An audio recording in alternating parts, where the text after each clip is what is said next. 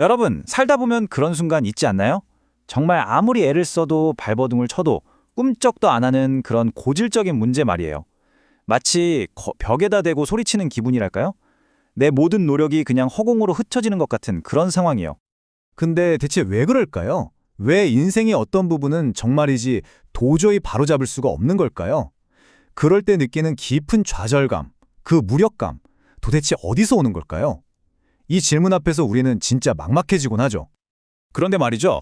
지금으로부터 한참 전인 18세기에 토마스 보스턴이라는 한 스코틀랜드 목회자가 바로 이 경험에 아주 흥미로운 이름을 붙였습니다.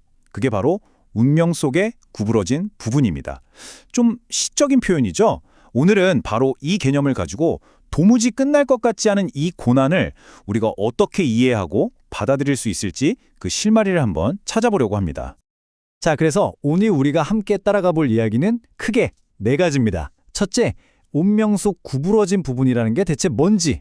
둘째, 이 역경은 그럼 누가 만든 건지. 셋째, 만약 만든 거라면 무슨 목적이 있는 건지. 그리고 마지막으로 제일 중요한 거죠. 도저히 견딜 수 없을 것 같은 이걸 어떻게 견뎌낼 수 있는지. 이 순서대로 한번 파헤쳐 보겠습니다. 좋습니다. 그럼 첫 번째 이야기부터 시작해 볼게요. 바로 당신의 운명 속 구부러진 부분입니다.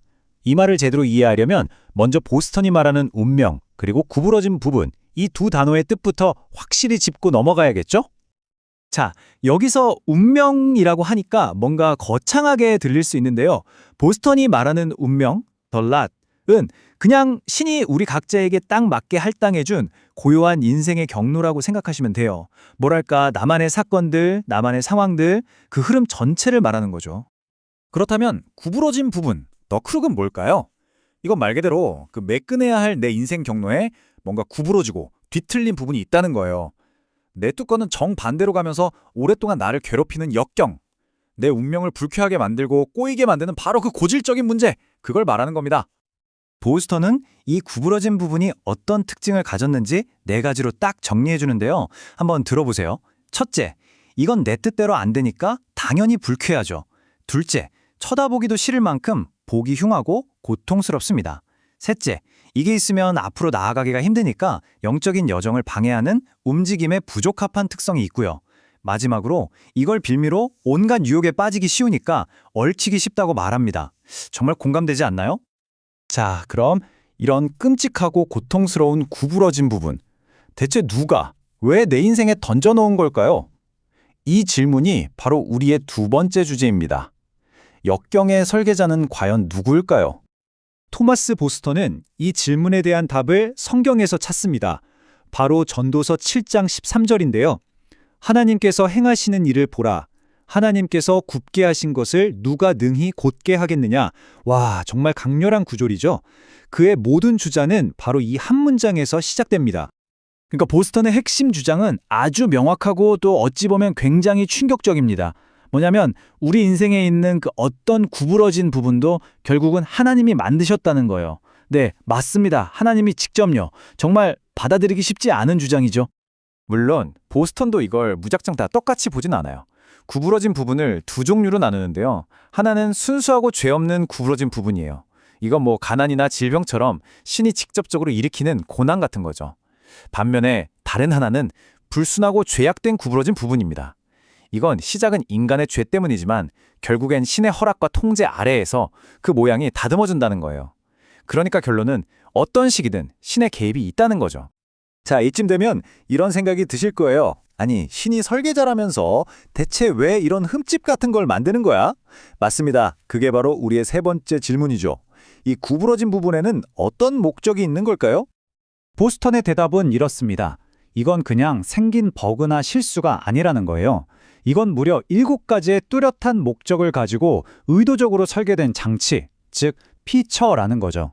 우리를 괴롭히기 위한 게 아니라 뭔가 다른 목적을 위한 도구라는 이야기입니다. 그 7가지 목적이라는 게 참 우리 자신을 깊이 들여다보게 만드는데요. 예를 들면 이런 겁니다.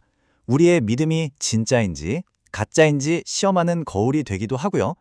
우리가 세상에 너무 빠져있지 않도록 정신 차리게 만드는 자극제가 되기도 합니다. 또 내가 뭘 잘못했는지 깨닫게 하거나 때로는 그에 대한 벌이 되기도 하죠. 더 나아가서는 앞으로 지을 죄를 미리 막아주고 내 안에 숨어있던 못난 모습을 발견하게 해서 결국엔 우리를 더 단단한 사람으로 만들기 위한 훈련 과정이라는 거예요. 자, 그럼 이제 마지막 네 번째 이야기로 넘어가 보겠습니다. 가장 실용적인 부분이기도 한데요. 견딜 수 없는 것을 견디는 법입니다. 이론은 알겠는데. 그래서 이 바꿀 수 없는 문제를 안고 우리는 대체 어떻게 살아가야 하는가? 여기에 대한 보스턴의 처방전을 한번 들어보죠. 질문은 이거죠. 만약 이 구부러진 부분이 내가 바꿀 수 없는 신의 작품이라면 나는 어떻게 반응해야 하는가?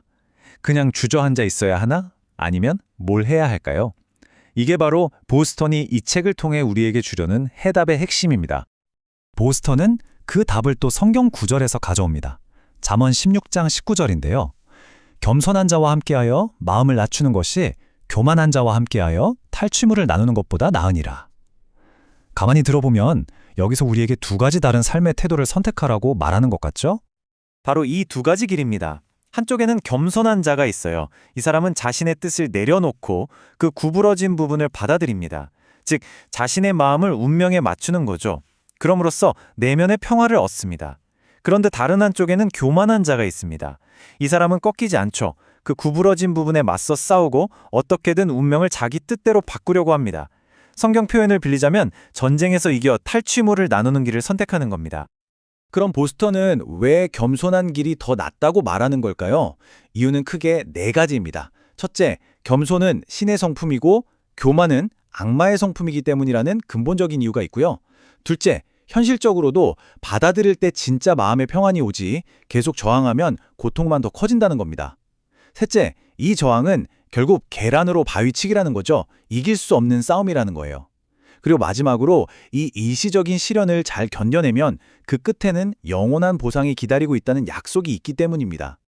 결국 토마스 보스턴이 200년도도 전에 던진 이 이야기는 우리에게 아주 근본적인 선택을 요구합니다. 세상을 뜯어 고쳐서 당신의 뜻에 맞출 것인가? 아니면 당신의 뜻을 굽혀서 세상에 맞출 것인가? 자, 이제 오늘의 이야기를 마무리할 시간입니다. 이 질문은 이제 여러분 각자의 몫입니다. 도저히 해결할 수 없을 것 같은 인생의 문제 앞에서 여러분은 상황을 바꾸기 위해 싸우시겠습니까? 아니면 여러분 자신의 마음을 바꾸시겠습니까? 18세기의 낡은 책에서 던져진 이 질문이 오늘을 살아가는 우리에게 여전히 깊은 울림을 주는 것 같습니다.